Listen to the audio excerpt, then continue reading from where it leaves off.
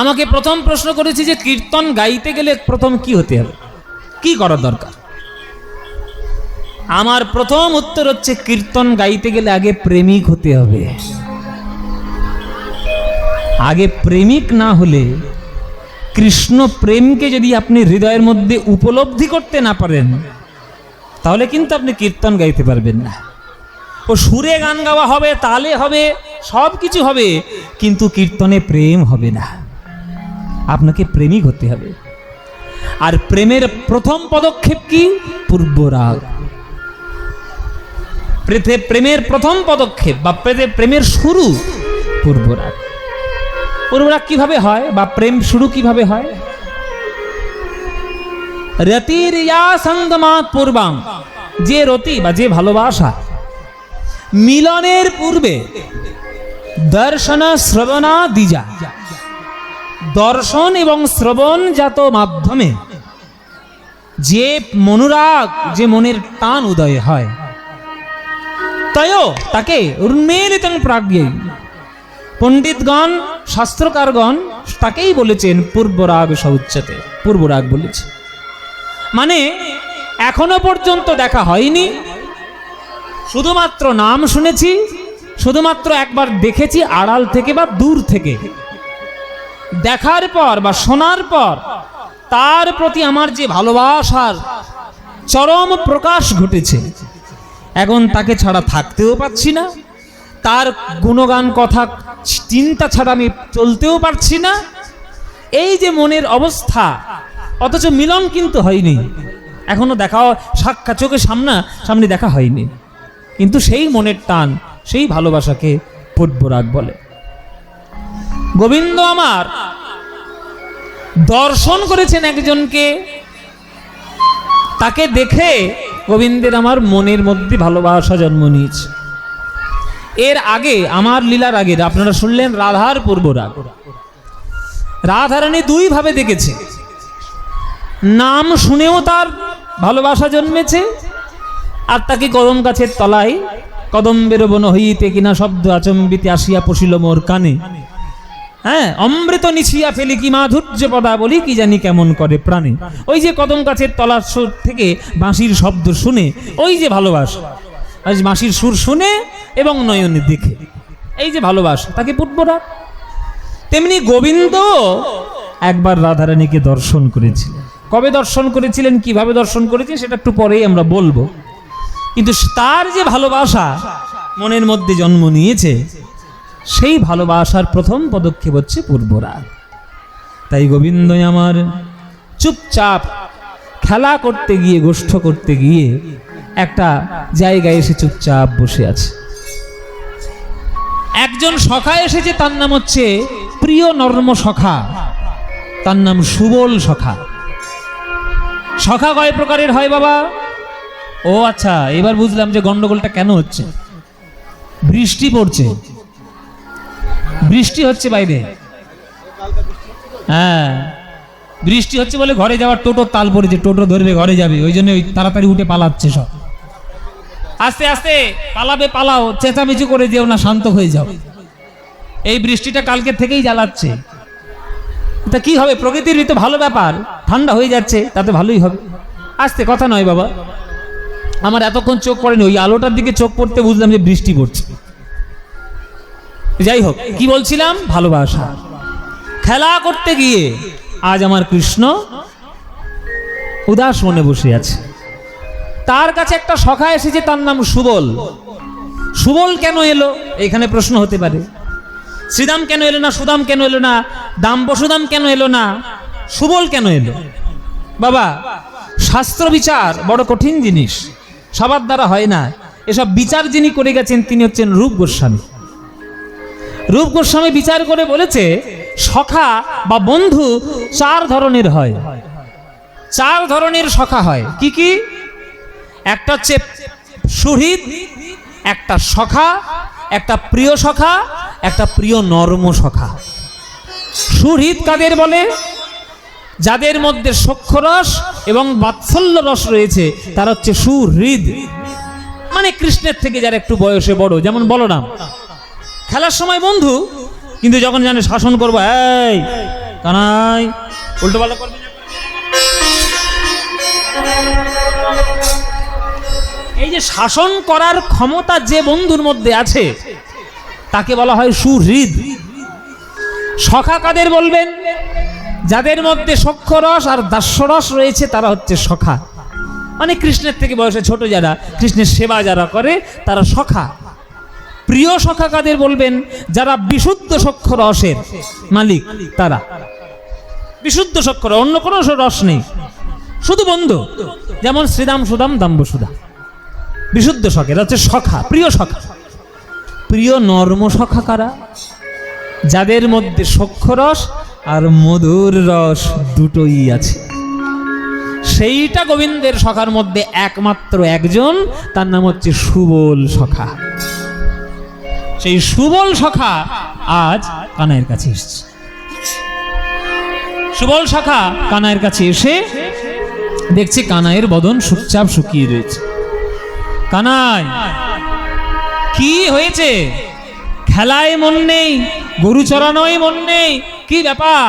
উদাস হয়ে কখন থেকে বসে আছিস? বল কানাই, তোর কি হয়েছে? গোবিন্দের মুখে কথা নেই।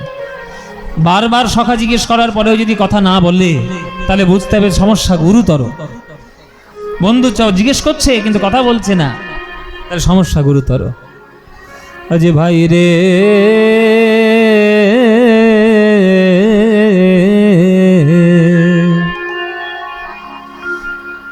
ওরে কানাই রে, গোচারণ বাদ দিয়ে কেন চুপচাপ বসে আছিস? কেন চুপচাপ বসে আছিস? ওরে কানাই রে, কেন বদন তোর শুকাইয়ে গেছে? কানাই রে, ও আহারে আহারে অনুক্ষণ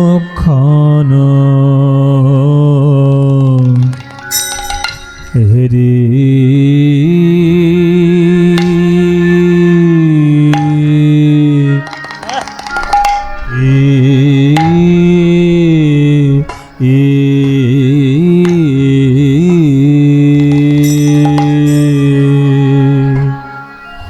অনুক্ষণ হেরিয়া আ আ আ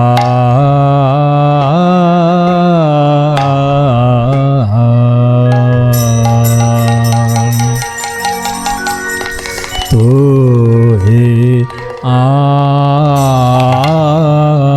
আন ও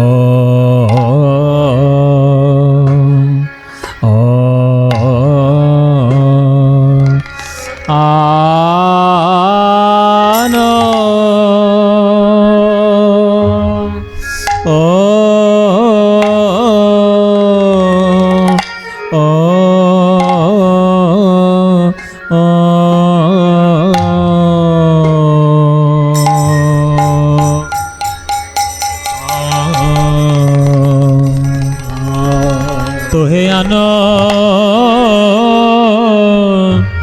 চিত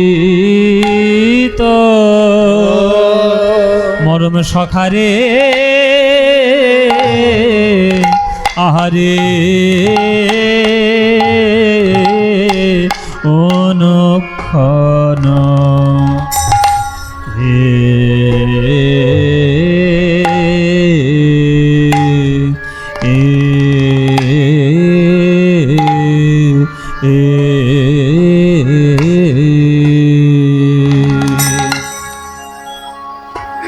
অনুক্ষণ হেরিয়া সদাই তোরে এ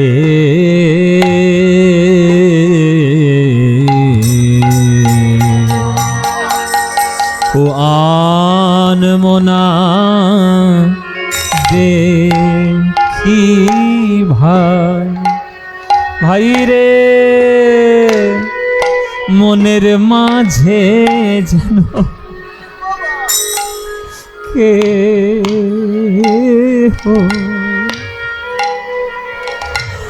বসেছে ভাই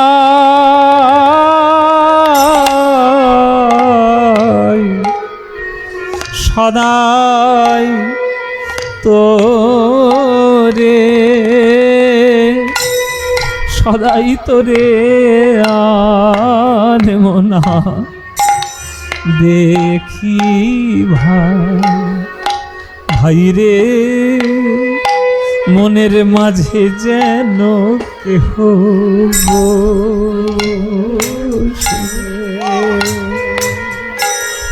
বসেছে বাবা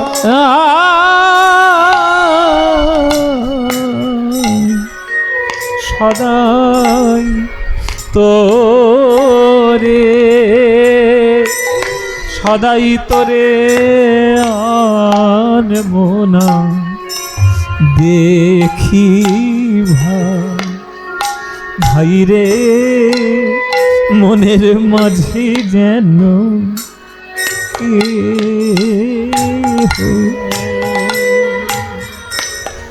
বসেছে ভাই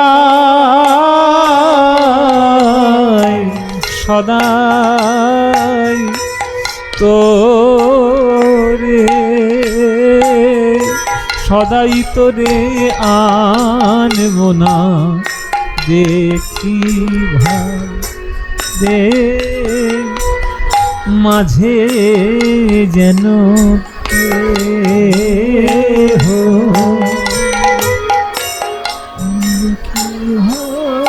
এই গানটা গাইতে গাইতে আজকের বুকটা একটু চিনচিন করছে, এই কারণে এই গানটা আমি যার কোলে বসে প্রথম আমি এই গানটা শিখেছিলাম তিনি আজ আমাদের মধ্যে নেই। তিনি আমারও গুরু বটে, তিনি আমার গুরুর গুরু বটে। তার নাম হচ্ছে নীলমণি দাস। নীলমণি দাদু আপনাদের মুর্শিদাবাদ জেলার একজন প্রাচীন বিখ্যাত গায়ক, তার নাম হচ্ছে যামিনী মুখোপাধ্যায় মহাশয়। তাকে তো আমরা কখনো চোখে দেখিনি, আমি তো দেখিনি কোনোদিন। তার দোহার ছিলেন নীলমণি দাস। সেই নীলমণি দাস আমার গুরুর গুরু। আমার কীর্তনের গুরু হচ্ছে কীর্তন সম্রাট সুমন ভট্টাচার্য, আপনারা সবাই জানেন। তার কাছে আমার কীর্তন শেখা, কিন্তু তিনিও যার কোলে ছোটবেলায় বসে শিখেছিলেন তিনি নীলমণি দাস। নবদ্বীপে থাকতেন নতুন ভজন কুটিরে। এবার থুরথুরে বুড়ো আমাকে গান শেখাতে এসেছিলেন আমার বাড়িতে, নবদ্বীপ থেকে হেঁটে হেঁটে, মানে খালি পায়ে হেঁটে ট্রেন ধরে ধরে গিয়েছে। গিয়ে বলছে তুমি আমায় চেনো? একটু খিটখিটে মেজাজের লোক ছিলেন। আমি না, আমি আপনাকে চিনি না। তোমার গুরুকে ফোন করো, তোমার গুরুর গুরু আমি, আমার নাম নীলমণি দাস। আমি তো চিনি না। আমি তখন কাকুকে ফোন করলাম যে কাকু একজন আপনার গুরু বলে পরিচয় দিয়ে আমার বাড়িতে এসছেন। বলছে তার নাম কি? আমি বললাম যে নীলমণি দাস। কাকু ফোনে বললেন তোমার অনেক ভাগ্য ভালো যে উনি তোমার বাড়িতে বয়ে গিয়েছেন। আমি ছোটবেলায় যার কোলে বসে প্রথম সন্তাল শিখেছি তিনি আজ তোমার বাড়িতে গিয়েছেন, তোমার পরম সৌভাগ্য। যে কটি গান আছে ওনার কাছে পারলে শিখে নাও। সেই নীলমণি দাদু আমাকে ছোট্টবেলায়, আমি তখন আমার 12-13 বছর বয়স, তখন প্রথম কোলে বসে প্রথম গান এই অনুক্ষণ হেরিয়ে গান শিখেছিলাম। ওই জন্য এই গানটা গাইতে গিয়ে আজকে ওনার কথা খুব মনে পড়ছে। কোলে বসিয়ে যত্ন করে নিজে হাত টেনে টেনে তুলে তুলে আমাকে গান শিখিয়েছিলেন। সদাই তোরে আনবো না দেখি ভাই, সদাই তোরে, সদাই তোরে আনবো না দেখি ভাই রে, এই মনের মাঝে যেন কেহ বসে বসেছে ভাই সদাই তোরে, সদাই তোরে আনমনা দেখি ভাই রে, মনের মাঝে কেহ বসেছে ভাই সদাই তোরে, সদাই তোরে আনমনা দেখি ভাই রে, মাঝে যেন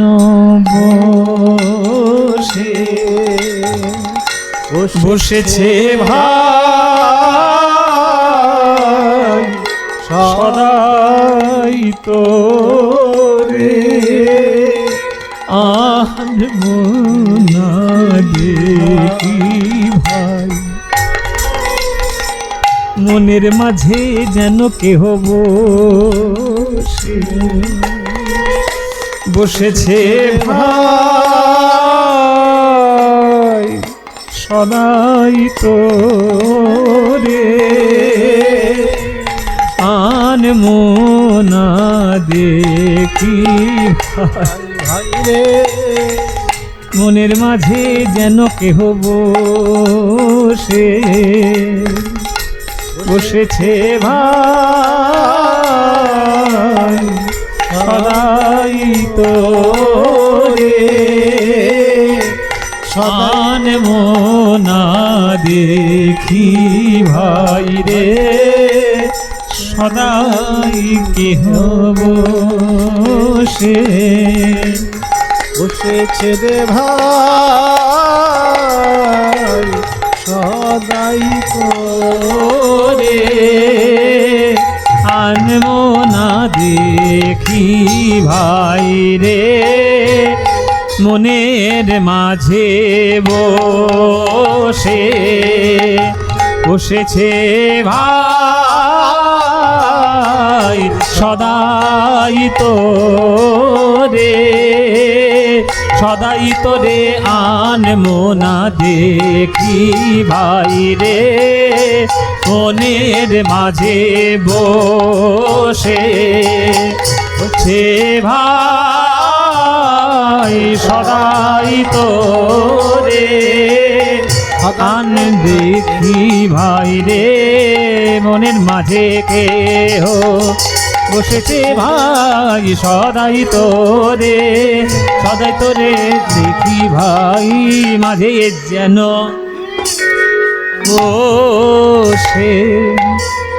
বসেছে ভাই আরে অনুক্ষণ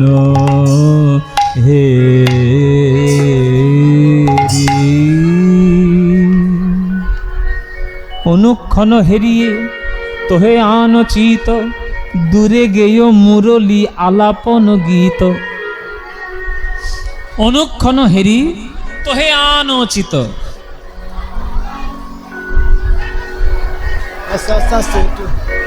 অনুক্ষণ হেরি তোহে আনচিত, দূরে গেয় মুরলী আলাপন গীত। কানাই কি হয়েছে বল? যে বাঁশি তোর মুখে সদা সর্বদা লেগে থাকে ব্রজবাসীর মন হরণ করার জন্য, সেই বাঁশি না বাজিয়ে তুই আজ চুপচাপ বসে আছিস আমাদের মধ্যে, এটা তো তোর ভালো লক্ষণ নয়। এই লক্ষণ তো কোনোদিন তোকে আমরা দেখিনি, এরকম ভাব কখনো দেখিনি। কি হয়েছে কাদায়? হ্যাঁ, কি হয়েছে তোর? কেন এরকম চুপচাপ বসে আছিস? হ্যাঁ, অনুক্ষণ হেরি ওগো তোহে আনচিত, অনুক্ষণ হেরি তোকে আনচিত, দূরে গেয় মুরলী, দূরে গেয় মুরলী আলাপন গীত দূরে গেয় মুরলী দূরে গেয় মুরলী আলাপন গীত ওরে কোথায় গেল রে কোথায় গেল রে ওরে কোথায় গেল রে কোথায় গেল ওই মধুর মুরলী ধ্বনি কোথায় গেল রে তোর মধুর মুরলী ধ্বনি কোথায় গেল রে মধুর মুরলী ধ্বনি কোথায় গেল রে মধুর মুরলী ধ্বনি কোথায় গেল রে ওই মধুর মুরলী ওরে যা শুনি আমি দিবানিশি মধুর মুরলী ধ্বনি শুনি আমি দিবানিশি মধুর মুরলী ধ্বনি শুনি আমি দিবানিশি মধুর মুরলী শুনি আমি দিবানিশি মধুর মুরলী ধ্বনি শুনি আমি দিবানিশি মধুর মুরলী কোথায় গেল রে ওগো দূরে গেয় মুরলী আলাপন গীত দূরে গেয় মুরলী আলাপন গীত মরমনা কহ কাহে মরমনা কহ কাহে আমার প্রাণের সাঙাতি গো মরমনা কহ কাহে প্রাণের সাঙ্গাতি মরমনা কহ কাহে আমার প্রাণের সাঙাতি গো মরমনা কহ কাহে প্রাণের সাঙ্গাতি তুয়া মুখ হেরি মধু তুয়া মুখ হেরি মধু জলত মধু ছাতি তুয়া মুখ দেখি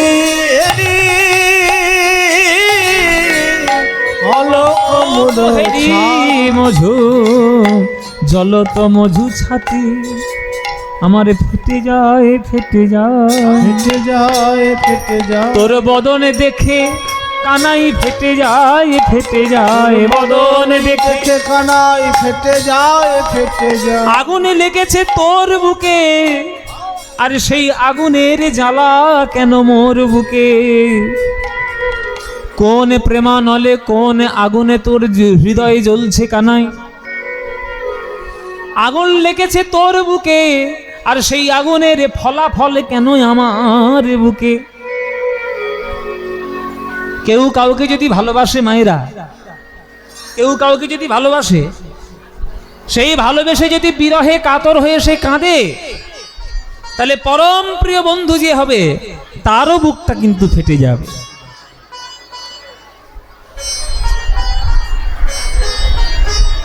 তো চিৎকার হা গোবিন্দ হানিতাই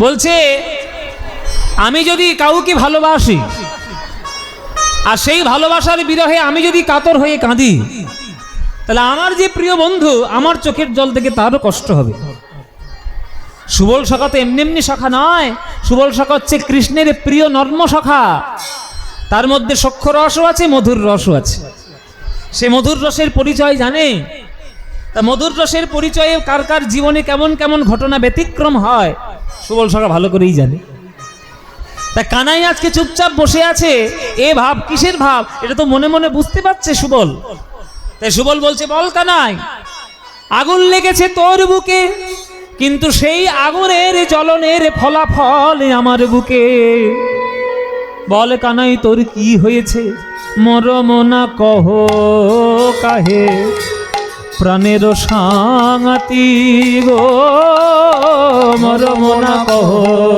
কাহে প্রাণের সাঙ্গাতি তুয়া মুখ হেরি তুয়া মুখ হেরি মধু জলত মধু ছাতি ও তুয়া মুখ হেরি চলো তো মুখ ছাতি গো আমার জ্বলে যায় জ্বলে যায় জ্বলে যায় জ্বলে যায় তোর বদনে দেখে কানাই হৃদয় জ্বলে যায় তোর বদনে দেখে কানাই হৃদয় মোর জ্বলে যায় তোর বদনে দেখে কানাই জ্বালায় জ্বালায় জ্বলে যায় তোর বদনে দেখে কানাই জ্বালাই জ্বালাই জ্বলে যায় তোর বদন দেখে কানাই জ্বালাই জ্বালাই জ্বলে যায় তোর বদন দেখে কানাই জ্বালাই জ্বালাই জ্বলে যায় তোর বদন দেখে কানাই জ্বালাই জ্বালাই জ্বলে যায় জ্বলে যায় জ্বলে যায় মর কত জিনিয়া কুবলয় ভাতি গো মর কত জিনিয়া কুবলয় ভাতি মরকত মানে কি মরকত মরকত মানে কি মরকত মানে কি জানেন না বাবা এসব পূর্বরাগের পদ তো বহু প্রাচীন কাল থেকে শুনছেন মরকত হচ্ছে একটা পাথরের নাম আপনারা এখানে যারা যারা গান শুনছেন জ্যোতিষী বিশ্বাস করেন অনেকে বিশ্বাস করে অনেকে বিশ্বাস করে না না বিশ্বাস করার কোনো কারণ নেই বিশ্বাস করা উচিত তবে হ্যাঁ এটা ঠিক কথা যে জ্যোতিষীর নাম করে ভণ্ড অনেক লোক বেরিয়েছে লোকের সর্বনাশ করার জন্য তারা লুটে বুটে খায় এটা একদম 100% ঠিক কিন্তু তাই বলে জ্যোতিষ শাস্ত্রটা যে মিথ্যা এটা কিন্তু মিথ্যা নয় আমাদের ভারতবর্ষের শাস্ত্র কিছু না কিছু বলেছে মানে তার পিছনে সায়েন্টিফিক্যালি কোনো কারণ আছে বৈজ্ঞানিকগত কোনো যুক্তি আছে আমাদের জীবনে গ্রহ নক্ষত্রের প্রভাব অবশ্যই পড়ে সেটা আমরা সঠিক পড়াশোনা না জেনে যদি আমরা গ্রহণ করি তাহলে উল্টো পাল্টা লোক চলে আসবে আপনার জীবনে মরকত মানে শুনে নিন মরকত মানে জেনে নিন মরকত মানে হচ্ছে নীলা পাথরের আর এক নাম মরকত নীলা পাথর পড়ে না অনেকে নীলা পাথর কেন পড়ে লোকে নীলা পাথর পড়ে যাতে শনির প্রকোপ আপনার জীবনে না পড়ে যাদের জীবনে যাদের হস্তরেখায় শনির প্রভাব বেশি বা যাদের জন্ম ছকে জন্ম লগ্নে শনির প্রভাব খুব বেশি শনির প্রভাব হলে সুপ্রভাবও পড়বে তার কুপ্রভাবও পড়বে যদি শনি আপনার প্রতি সদয় হয় তাহলে আপনার জীবন একেবারে উন্নতিতে একেবারে ভরে উঠবে আর শনি যদি একবার মেকে বসে বাবা আপনার একেবারে ভিগিরি করে ছেড়ে দেবে তাই শনিকে খুব মানে মেনে গুনে চলবেন আমরা শনিকে খুব দুষ্টু গ্রহ বা খারাপ গ্রহ বলে চিনি কিন্তু শনি যদি আপনার জীবনে সঠিক প্রভাব ফেলে আপনি কিন্তু সাধু হয়ে যেতে পারেন জানেন শনি যদি আপনার জীবনে সঠিক প্রভাব ফেলে আপনি সাধু হয়ে যেতে পারেন এটা শনির প্রভাব শনির সুপ্রভাবে লোকে সাধু হয়ে যেতে পারে আর শনির কুপ্রভাবে লোকে একেবারে সর্বনাশ হয়ে সর্বশান্ত হয়ে যেতে পারে যদি শনির 7.5 একবার শুরু হয়ে যায় কারোর একেবারে জীবনে ব্যাস গেল বাবা সর্বস্ব খুইয়ে যাবে একেবারে তা শনির প্রকোপ যাদের উপর খুব বেশি তারা যখন হাত দেখায় তখন জ্যোতিষ তাদের জন্মছক দেখে কত রতি তাদের নীলা পাথর নিতে হবে সেইটা প্রেসক্রিপশন করে সেইটা বলে দেয় কাগজে লিখে তাদেরকে সাজেশন দেয় তাদেরকে পরামর্শ দেয় তোরে কানাই তোর দেহটা কেমন জানিস তোর বদনটা কেমন জানিস দেখে মনে হয় যেন নীলা পাথর নীলা পাথরের চমক তোর মুখটাখানে দেখে মনে হয় কিন্তু নীলা পাথর তো দোকানে কিনতে পাওয়া যায় কিন্তু আমার ভাই কানাইয়ের বদন কি দোকানে কিনতে পাওয়া যায় আমার কানাই যদি একবারে দয়া করে কাউকে দর্শনে দেয় তবেই সেই গোবিন্দের বদন দর্শন করার সুযোগ পায় ওরে কানাই রে যে বদন দর্শন করার জন্য লক্ষ লক্ষ ঋষিমুনি তারা হিমালয়ের বরফে গিয়ে সাধনা করে তারা জঙ্গলে গিয়ে ঊর্ধ্বপদে হেঁটো মুন্ডে তপস্যা করে ওরে কানাই সেই নীলা পাথরের মতো বদনখানি কেন এত শুকায়ে গেছে বলে কানাই কেন শুকায়ে গেছে হ্যাঁ মর কত জিনিয়া জিনিয়া মানে জয় করে নীলা পাথরকে জয় করে যে সৌন্দর্য সে হচ্ছে গোবিন্দের বদন মর কত জিনিয়া ওরে কুবলয় ভাতি রে মর কত জিনিয়া কুবলয় ভাতি রে সব ঝামরা মোর কত জিনিয়া কলেবর কাঁতি সৌ অবঝাবর কুবলয় ভাতি। তোর ওই বদন নীলা পাথরের থেকেও অনেক দামি, কিন্তু সেই বদনটাও আজকের কেন শুকায়ে গেছে? কেন মলিন হলো রে, মলিন হলো রে, মলিন হলো রে, মলিন হলো ওই সুধা মাখা বদনে খানি মলিন হলো রে, সুধা মাখা বদন খানি মলিন হলো রে, ওই সুধা মাখা বদনে খানি মলিন হলো রে, সুধা মাখা বদন খানি মলিন হলো রে, ওই সুধা মাখা বদন খানি কানাই নীল কান্তমণি সুধা মাখা বদন খানি, কানাই নীল কান্তমণি সুধা মাখা বদন খানি, কানাই নীল কান্তমণি সুধা মাখা বদন খানি, কানাই নীল কান্তমণি সুধা মাখা বদন খানি, কানাই নীল কান্তমণি সুধা মাখা বদন খানি মলিন হলো রে, সব ঝামরা সব ঝামর কুবলয় ভাতি রে, সব ঝামরা কুবলয় ভাতি রে। আর একটা কারণ আছে, আর একটা কারণ আছে। বলে কি কারণ? আমার কানাইয়ের মুখটা নীল পদ্মের মতো। আস্তে মায়েরা, কথা নয়, আমি বারবার বলছি, সব পদাবলী গান শুনছেন, বড় বড় তাল হচ্ছে, পদ হচ্ছে, আখর হচ্ছে, এখানে কথা আসে কি করে? কিছু বুঝতে পারবেন তো? সব বুঝে গেছেন আপনারা পদাবলীর? বুঝতে গেলে মন দিয়ে শুনতে হবে।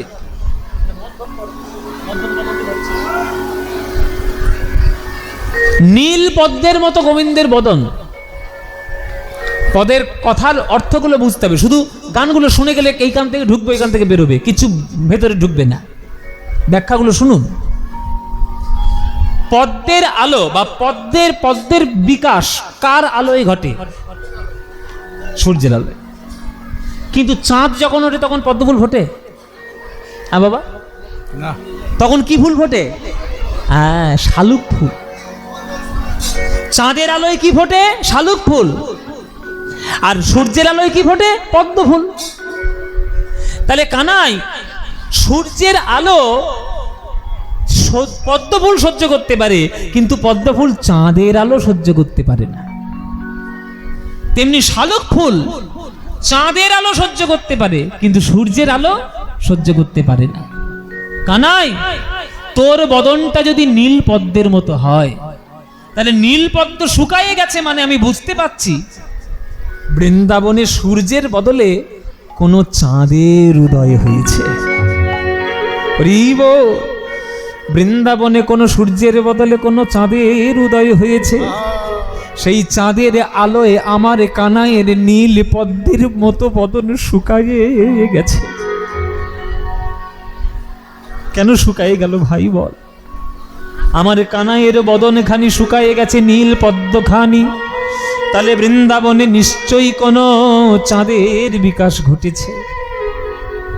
এখানে চাঁদ মানে কি ভাইরা? আহা, এখানে চাঁদ মানে আমার রাধারানীর বদন। চাঁদ মানে রাধারানীর বদন, আর নীল পদ্ম মানে গোবিন্দের বদন।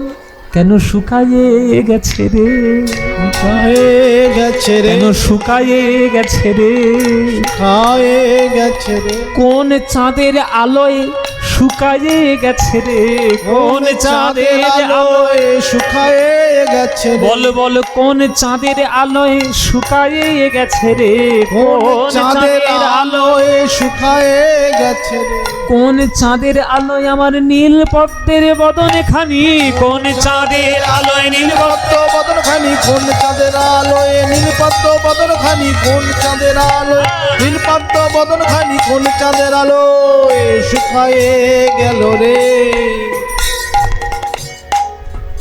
কানাই, তুই বল আমার কাছে মনের কথা, নাহলে আমি বুঝবো কি করে তোর কি হয়েছে। কেউ যদি খুব কষ্ট পায়,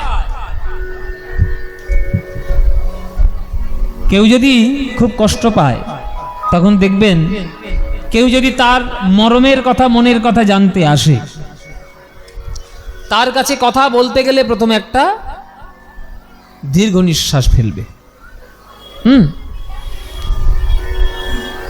তা আমার গোবিন্দ যখন কথা বলছেন না, কোনো কথা বলছেন না, সুবল যখন বারবার বলছে, বন্ধুর কাছে মনের কথা বলবেন না তো বলবেন কার কাছে শুনি? সব কথা বাবা মার কাছে বলা যায় না। জীবনে সকল রসের প্রয়োজন আছে। জীবনে কটা রস বাবা? 5টা রস: শান্ত, দাস্য, সখ্য, বাৎসল্য, মধুর। এই 5খানি রসের প্রভাব কিন্তু প্রত্যেকের জীবনে দরকার আছে। শান্তও হতে হবে যাতে ভগবান জীবাত্মা আমি, ভগবান পরমাত্মা আমি জীবাত্মা, এই ভাবনা যাতে নিতে পারেন। আপনাকে দাস্যও হতে হবে, দিন রাত গোবিন্দের সেবা যেন করতে পারেন। সকালবেলা মঙ্গল আরতি, দুপুরবেলায় ভোগের আরতি, সন্ধেবেলায় সন্ধ্যা আরতি, আপনি যাতে গোবিন্দের সেবা করতে পারেন, তার জন্য দাস্যরসের সেবা করা প্রয়োজন। সখ্য রসেরও প্রয়োজন রয়েছে, ভগবান বন্ধু আমার, আমিও ভগবানের বন্ধু। বাৎসল্য রসেরও প্রয়োজন রয়েছে, ভগবান আমার সন্তান, আমি ভগবানের গুরুজন। আর মধুর রস, ভগবান আমার প্রিয়তমা বা ভগবান আমার প্রিয়তম, আমি ভগবানের প্রিয়তমা, এই ভাব। তো সব ভাব তো জগতে দরকার রয়েছে, নাহলে কি করে বুঝবেন মনের কথা? তা বন্ধুর কাছ ছাড়া মনের কথা আপনি বলতে পারবেন না। সব কথা বাবা মার কাছে বলা যায় না।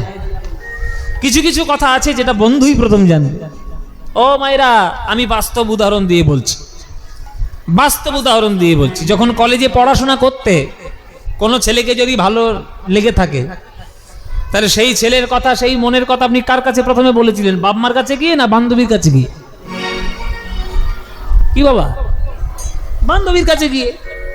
এ তো সোজা কথা। তা আমি তোর প্রাণের বন্ধু, আমি তোর সুবল সখা, তুই আমার কাছে বলবি না তো কার কাছে বলবি? হ্যাঁ বল, আমার কাছে কি হচ্ছে বল। গোবিন্দ আমার এতক্ষণ কাকুতি মিনতি করার পর একটা দীর্ঘ নিঃশ্বাস ফেললেন, মানে হাত ছেড়ে বাঁচলেন কৃষ্ণ। কেউ না কেউ তো প্রশ্ন করেছে যে আমার কি হয়েছে। এতদিন আমার মনের কথা আমি কাউকে বলতে পারিনি, আজকে বলবো কার কাছে? সুবলের কাছে। হ্যাঁ, মরমনা কহ খাই প্রাণের সাঙ্গাতি, তুয়া মুখ হেরি জলত মজু ছাতি। হ্যাঁ, দূর অবগাহ দীর্ঘ নিঃশ্বাস, দূর অবগাহ দীর্ঘ নিঃশ্বাস, সমঝিয়া কহ, সমঝিয়া কহ আমার ঘনশ্যামর দাস গো, সমঝিয়া কহ, সমঝিয়া কহ আমার ঘনশ্যামর দাস। আজ খুলে বল, খুলে বল, খুলে বল, খুলে খুলে বল, খুলে বল, খুলে বল, ওরে কানাই রে তোর মনের কথা খুলে বল, খুলে বল, কানাই রে তোর মনের কথা খুলে বল, খুলে বল, ওরে কানাই রে তোর মনের কথা খুলে বল, খুলে বল, কানাই রে তোর মনের কথা খুলে বল, খুলে বল। এই যে বাঁধ দেওয়া জানেন? বাঁধ দেওয়া, জলকে বাঁধেছেন কখনো? বলে বাবা আমাদেরকে শেখাতে এসো না জলকে বাঁধা হয় কেমন করে। আমাদের চোখের সামনে রয়েছে ফারাক্কা, দেখিয়ে দেবো একবার চোখ দিয়ে।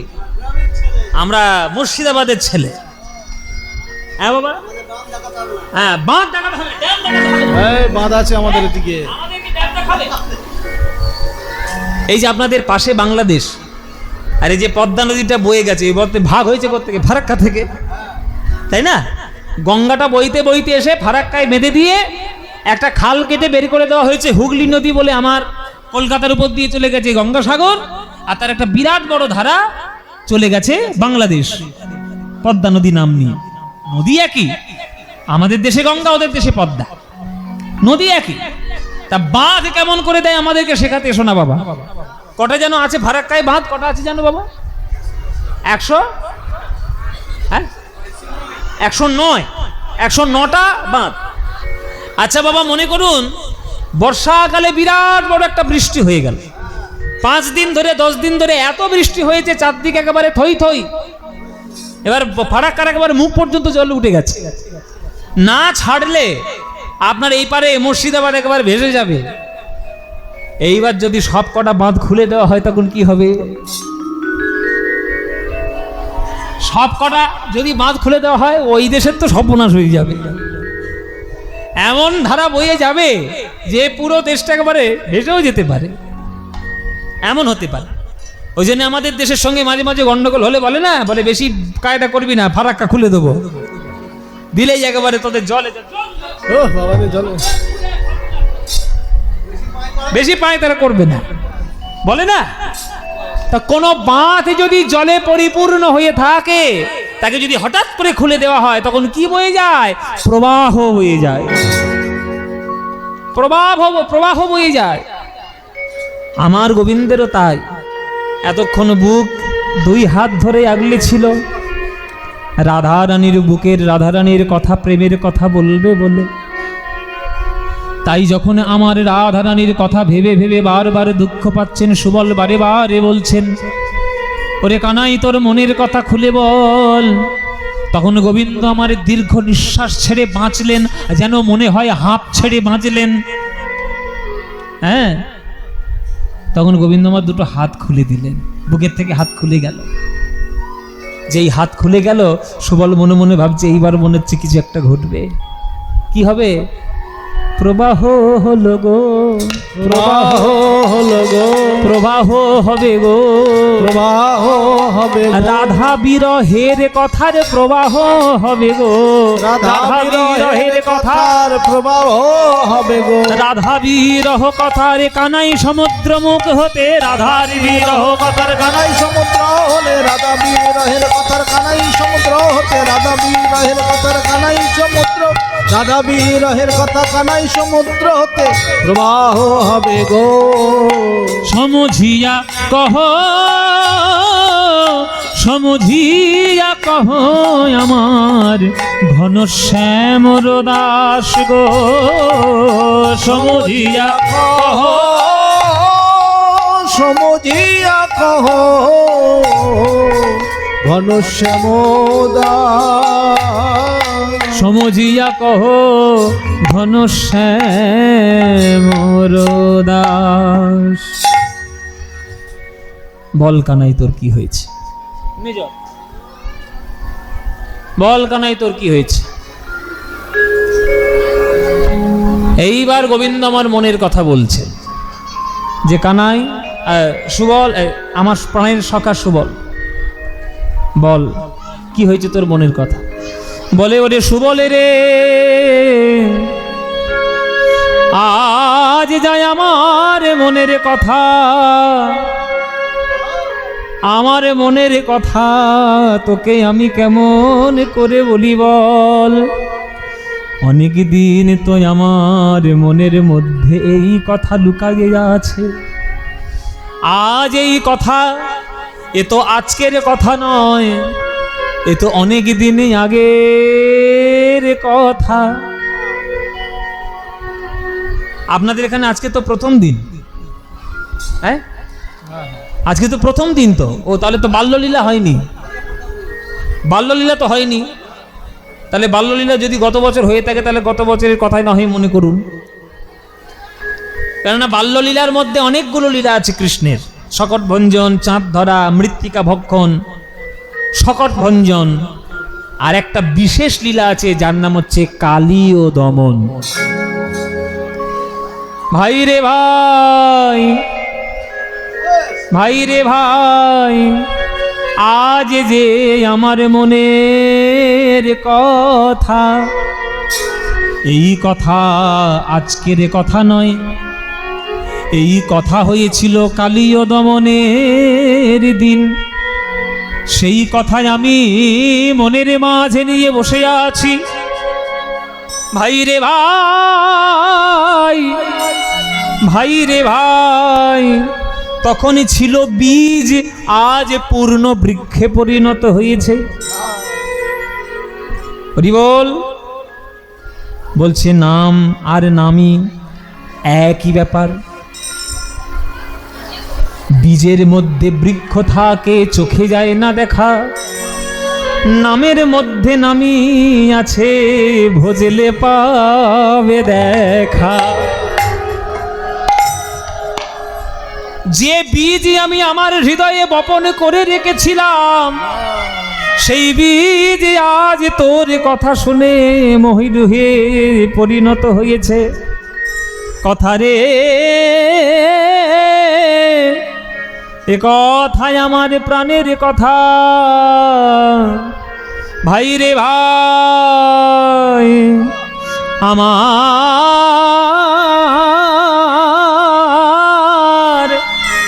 আমার জীবন সখা কালী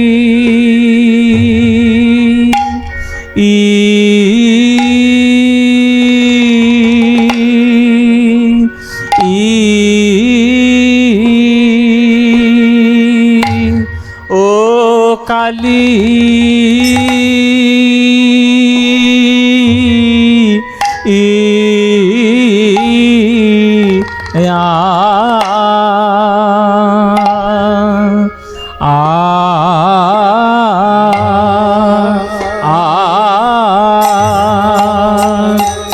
কালিয়া দ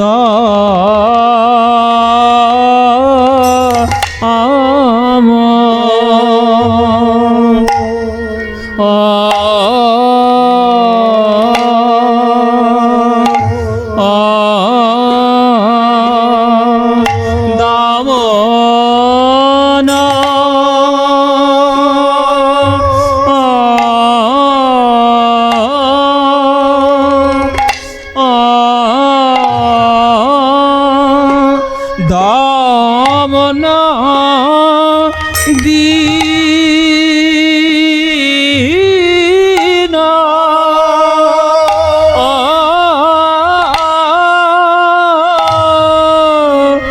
দমন দিন মা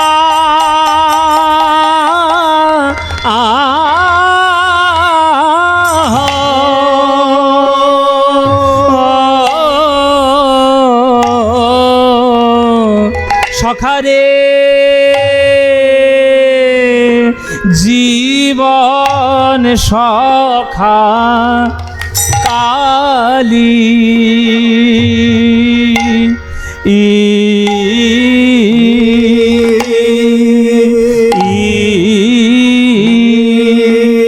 ও কালী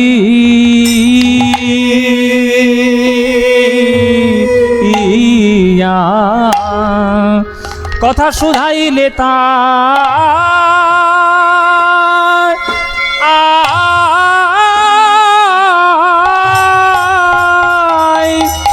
শুধাইলে তাই বলতে হলো ভাই রে ভাই জীবন সখা কালী কথা শুধাইলে তাই বলতে হলো ওই বহুত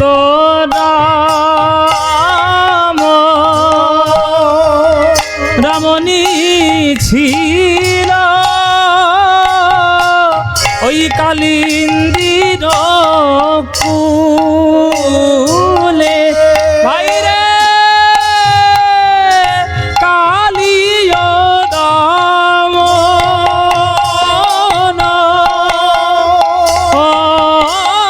দিন অনেক রমণী কমণী কালিন্দি কুলে ভাই রে ভাই